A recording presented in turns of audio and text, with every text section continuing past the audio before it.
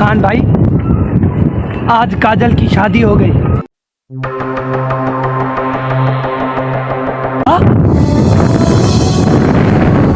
बोलो ये कि झूठ है, उसकी शादी नहीं हो सकती। हाँ भाई, मैं अपनी आंखों से देख कर आ रहा हूँ। क्यों, कैसे हो गई उसकी शादी?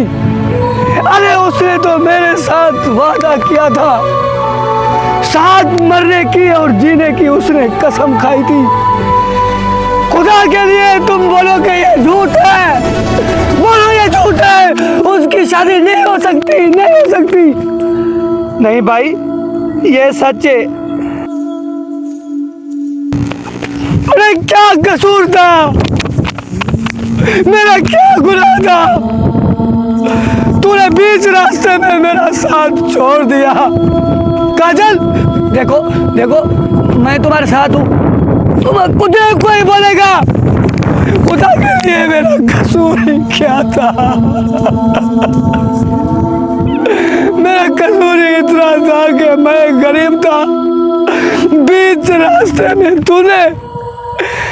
रास्ते में चलते चलते तूने मेरा हाथ छोड़ दिया। खुदा के लिए बोलो, खुदा के लिए बोलो कि ये झूठ है, बोलो कि ये झूठ है।